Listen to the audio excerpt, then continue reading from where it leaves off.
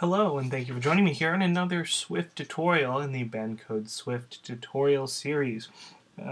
If you have not watched the Introduction to Swift tutorial and are still unfamiliar with the basic data types in Swift, I strongly recommend you watch that tutorial first, and there will be a link on the right-hand side of this video to the tutorial series. In the first tutorial, we talked about how to declare basic data types, including integers, doubles, strings, and booleans, and what those are. And we talked a little bit about what Swift playgrounds are and that sort of syntax. Today in this tutorial, we're going to be talking a little bit more about more advanced data types, such as the tuple type and type aliases and arrays and things like that. And then we'll go into a little bit about loops and things of that nature as well, conditionals and other things. So I'm going to start with talking a little bit about the tuple type. And basically a tuple type groups multiple values into a single compound value. Got that copied right here. In other words, you can pass one variable which contains a variety of other variables. For instance, we'll create a variable called sample tuple.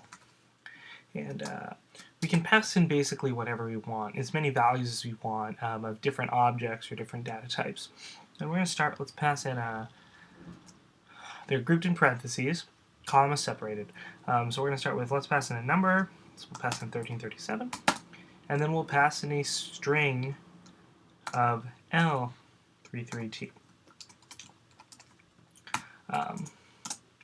As you see, so the value of the tuple type is 1337 and the string L33T. It's basically, if you were to ask, what is the tuple type, it would be int string, and that's what sample tuple equals. So now what we can do is, if we want to, we can decompose the tuple. In other words, we can take what's inside this tuple, we can take the data values and assign them to new variables. So let's say we wanted to do this. All we can do is we can say var, which indicates we're going to be declaring new variables. And instead of declaring one variable like this, we're going to be declaring values inside the parentheses that match the tuple. For instance, let's call them tuple integer and tuple string. And then we're just going to set it equal to sample tuple. And it does need to match the values here. Obviously, you don't need to declare these specifically, but it does need to match this in length. So as you can see, if we were to go print line the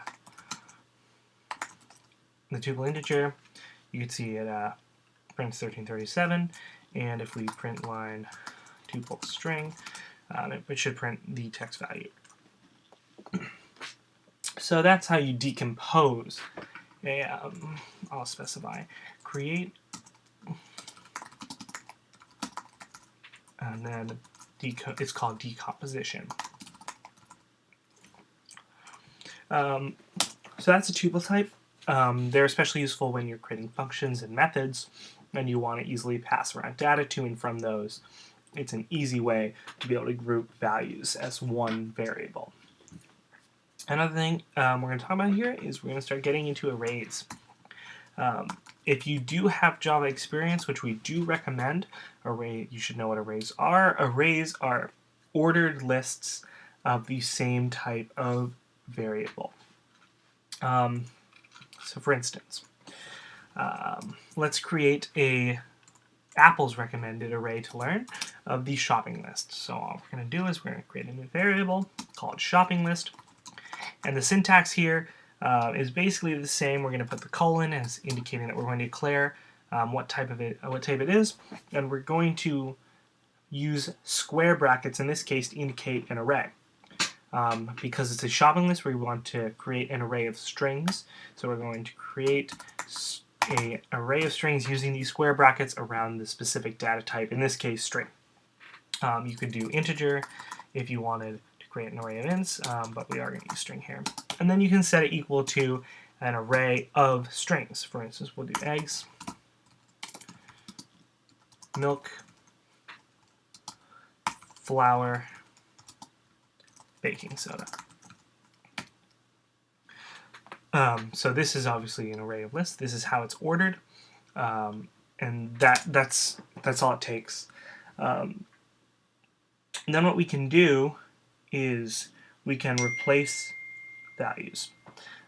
Sorry about that. We can replace values of the shopping list. For instance, let's say I wanted to change the last value of the shopping list, which is baking soda. Let's say I didn't mean to put baking soda. I actually need baking powder. What you're going to do is you're going to just change shopping list, and you're going to specify that you want index 3. Now, the reason we're using index 3 and not index 4, even though because it's the 4th item in the list, is because the first index in array is always 0. So eggs is 0, 1, 2, and baking soda is 3. And that's important because if you're iterating through arrays and you specify, your starting point and your ending point, you need to make sure to subtract 1 from what you would think it is. So that's pretty simple. And then you can just set it equal to baking powder. And it's as easy as that. And then if we were to print shopping list, you can see that it is now baking powder. Let's say I wanted to change this array so that it only contained eggs and baking powder. So in other words, I wanted to get rid of milk and flour. And I wanted to change baking soda to baking powder. Well, normally you'd have to do them one by one. You'd have to subtract milk, subtract flour, and then redo baking soda. However, with Swift, you can easily replace values using an ellipsis. So here's how you do it. We can type shopping list. And remember, what we're going to want to happen is for milk and flour to be removed from the array and for baking soda to be replaced with baking powder. What you're going to do is you're going to set the index that you want to change to, let's say, 0.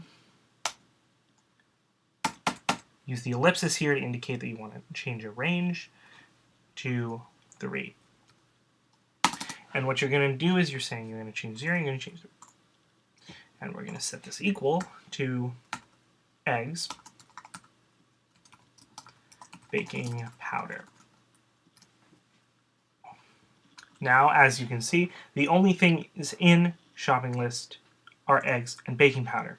So what this code means is it says, what I'm going to take shopping list from 0 to 3, and I'm going to change everything between these points to what I said here.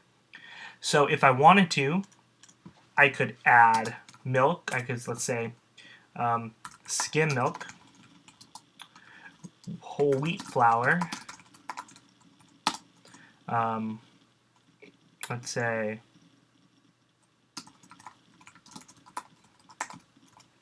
vanilla extract and baking powder. And that's okay, because what you're not doing is changing 0 and 3. What you're doing is you're basically removing everything between this index in shopping list, and you're replacing that with what you have after the equal sign. And that's an important distinction to note, is that you're not really changing values. You're actually removing what's in this index and then replacing, and then inserting what follows the equal sign as to where that used to be. So that's sort of a basic thing on arrays. There's a lot of more cool things you can do with arrays. For now, we're probably not going to talk about those because once we go through some more advanced topics, we can teach those as we go. Although I guess we should talk a little bit about an appending an array and accessing an array. So for instance, let's say I wanted to... Alright, I got my shopping list. Oh, I forgot something. So what I could do is I could use this code and I could replace everything in here and just add what I forgot on to the end. But that's extremely inefficient. But what I can do is I can use the append method to add an item to the array. So I can do shopping list dot append, and I can just pass in. You can see with the automatic code suggestion system that it tells me I do have to pass in a string, which is good because it knows that means I'm selected the right thing to append it to, and then all I can put here is whatever I want, whatever I forgot. So let's say ice cream. And just for the sake of this window, I'm going to remove vanilla extract from the actual, just to shorten it up a little bit for the sake of the playground. And as you can see now, the value of shopping list is everything with ice cream at the end. If I wanted to add an array, I could either use the append option, but you can also use the addition assignment operator, which is the plus equals, which says shopping list is equal to shopping list plus what follows. If you do use this operator, you do need to use brackets because it's assuming that you're passing in an array to append. So you're appending an array to an array. So then if I wanted to, I could also pass in more things that I forget, like sick. Right, and you can just add an array to an array. Or I can pass in another array if I wanted to here, and shopping list would equal to shopping list with some other array that's already as a variable at the end. If I wanted to retrieve an item to a value, I can use shopping list and just specify the index at the end. So I can do 1. And then, as you can see, it'll print the value in the 1, which is skim milk, because remember, it starts at 0. And that's how you access an individual item in an array. You can, I guess one of the easy ways we'll do is you can insert an item somewhere in the middle. So let's say the order of the shopping list mattered, which obviously if you're shopping, it doesn't really matter. But let's say you wanted to insert it to a specific place. You can use the insert method. So I can do shopping list.insert. You can see, so I'm going to insert a new element. Let's say I want vanilla extract. Or let's say I want white flour. Does this make sense? And I want to put it right before wheat flour because they're in the same aisle. So as I go through my shopping, I don't want to have to go aisle to aisle and then back to one of the old aisles because my list isn't in order. So what I can do is select an index, a specific index in the array that I want it to be. So I can count, I can go eggs is 0, skim milk is 1, wheat flour is 2, and I want mine to be at the 2 index, so I can specify at index 2, which will push these two back by 1. So although wheat flour is right now in 0, 1, 2, it'll now be 3. And as you can see, it inserted it here right before wheat flour. And that's useful if you have an array where the order matters. So you'll want to use the at index. If the order doesn't really matter, you can probably get off by using the append function. You can also remove something. So let's say I don't actually want white flour. I can remove the, I can specify the index, right? So I can specify 2. And, remove at index. There we go. And that will remove the item at index 2, which it says obviously is white flour, which got removed. And so you can see that if we just type shopping list, you can see white flour will no longer be in the array. You can also there's also the remove last method, which will just obviously chop off the last one from the array, and that's that. Thank you for watching this. This just really talked about more variables, more types that Swift offers and how to declare them. In the next tutorial, we're going to be talking about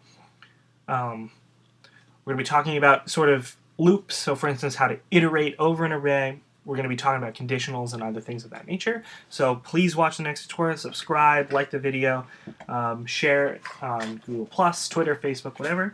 And thank you for watching, and hope to see you on the next tutorial. I'm Ben Cormier. We'll see you next time. Thanks.